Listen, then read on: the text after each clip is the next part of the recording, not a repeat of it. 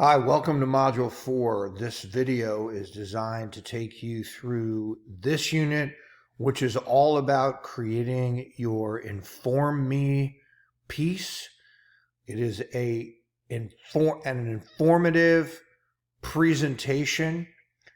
It is material that is not your own. It is informative, an informative article or piece of writing that you either find in a magazine, book, or online. Memorize, turn into a presentation, which is as if these are your words and you're speaking to us and informing us about this. So it's like it's a speech, only you didn't write it. That gives us a chance to focus exclusively on your presentation rather than your creation of the material. This takes place in Module 4. I've got the overview up in front of you.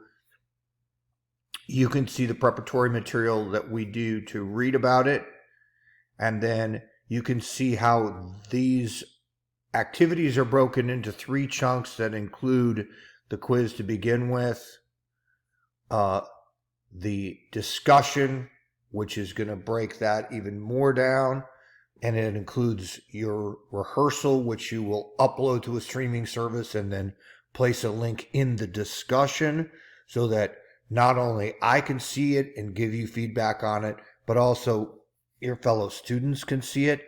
This is not where your final presentation is submitted. Your final presentation is submitted in the assignment area.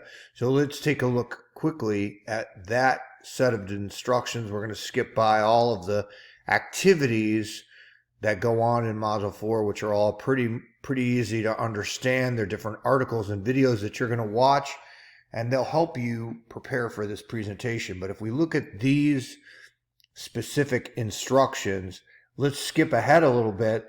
When I'm ready to deliver this assignment on the final due date, which is in chunk 3 of Module 4, I've already rehearsed it. Now I've taken those notes from my peers and from me, and I've incorporated them into a performance, and now I'm going to perform it, and I'm going to put that performance up on a streaming service, and then I'm going to put that link, and I'm ready to submit it for my grade, because the only way I can get graded on it is by submitting it in the assignment area, not on the discussion board.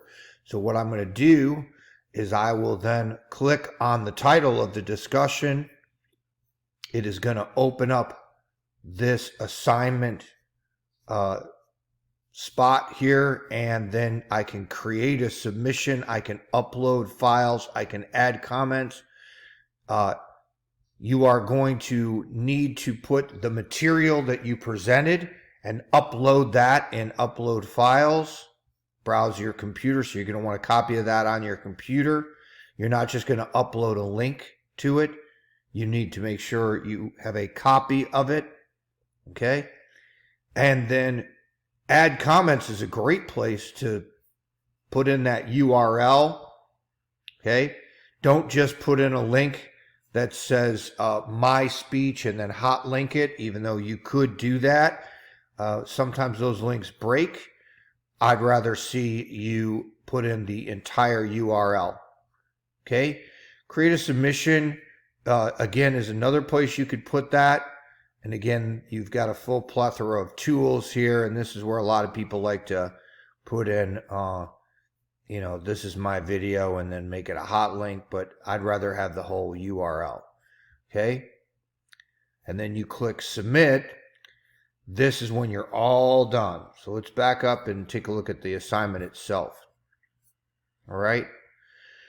So again, as I said, the goal of the assignment is to create a 3 to 5 minute memorized piece on video that informs the audience on a topic that is relevant to them. Okay. This is not a book report. You are not going to find an online piece and then paraphrase it. You are not going to find an online piece and then tell us about it. You are going to find an online piece or a book or a magazine article or some other published piece of material, and you are going to memorize its contents word for word. then you are not going to recite it. You are going to perform it as if these were your own words and you're sharing it with us. Good example of this might be a newscast. Yeah, those people are talking about these things as if they're just having a conversation with you about this. But of course, this is all written down. It's not something that they're improvising on the national news. Okay? So this is a skill that you're going to use. Believe it or not, there's going to be a lot of times, no matter what career you go into, where you or someone else are going to create a body of written material that you need to present in front, either online in this kind of setting or live in a presentation. And that brings us to the head-to-toe element of video recording, which I always mention in all of the submissions, and there's a really good reason for it. And that one of them is that lots of folks will take the opportunity to put that material on the screen and kind of do one of these numbers where they're Choose a Peach, which is written by you, but is published online, blah, blah, blah, blah, blah. And they'll, talk back and forth between this, but they haven't really memorized it. Well, we're asking that you memorize it because that's where you can internalize it. You can make it really a part of you. You can emotionally connect to it, and you can give us your fully fleshed out version of what you're doing.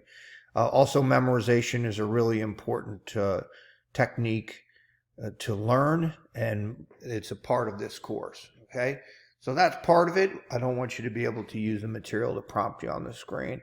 Another really important part of it is when we get up and move ourselves away from the screen and we get into a situation where we are visible head to toe,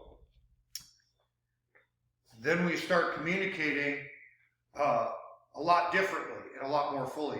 Right now, you're not seeing my head. There we go. Hi. So I'm talking a lot differently than I would be if I was right up close to the screen. I'm speaking really a lot more like I would if I was talking to people in a live audience. And I'm a lot freer to move around. I don't feel as confined because the shot isn't so small. So I want all of that. I want you to be able to gesture. I want you to communicate like you would to a group of people. So this is the way we simulate it, by making sure you're head to toe. There are things that I can grade, what we would call objectively and subjectively. One of the things that I can grade objectively is your ability to follow instructions. So one of the most important things that we have here are these instructions, and I put them together in a rubric, how you will be graded for this assignment. So one of those objective things is this a fact-based piece of material that you've chosen that is designed to inform an audience? All right. This isn't whether you did a good job. That might be subjective. This is whether you chose something that fits the criteria. Was it performed in a fluent, natural speaking voice? It's not recited or monotone. Again, since I've been doing this for so long, it's easy for me to discern that, and I think we all agree when we're seeing something that's being recited that somebody isn't really fully invested in emotionally. So that's something that's easy to evaluate. Is it relaxed and focused and free of placeholders? So relaxed is something that we're taking a look at all these different tools and methodologies to sort of get ourselves relaxed in front of the camera and work as freely as we can. And all of that's on a continuum. So it's really more about how you try to take steps forward. Free of placeholders, there shouldn't be any placeholders because you're speaking this word for word. But again, if people lapse into using placeholders in between memorized text, then that's something that we can see clearly, and that's a real objective set of criteria. Is it completely memorized? Well, you're sending me a copy of the material, so it'll be easy to see whether you've memorized it or not. And is it 3 to 5 minutes, and can we see you head to toe? Again, very objective set of criteria. So it's not really my opinion. It's whether it happened or not. All of this information as to when things are due. Now, these may not be the dates that pertain to you, your class individually, but this breakdown is consistent from semester to semester. We see chunk 1, chunk 2, and chunk 3. Usually chunk 1 is just going over the material that we've got, learning activities, really taking a lot of stuff on board, learning a lot of skills and methodologies, and then chunk 2 is getting that rehearsal together and participating in the discussion fully. And then chunk 3 is taking in that peer evaluation and instructor evaluation and creating that final presentation. If I can be of any more help to you, I don't want you to hesitate for a second to reach out to me. I'm available 6 days a week, day and night. You can get me on my Bridgewater email, and you can reach me by phone or text on my phone number. All of those are in the contact information. You can also reach me by course mail, but anytime if you don't hear back from me within 24 hours, assume that I have been abducted by aliens. Assume that I've missed your email, and then I'll get back to you by you trying a second time to get a hold of me. Okay? Thanks.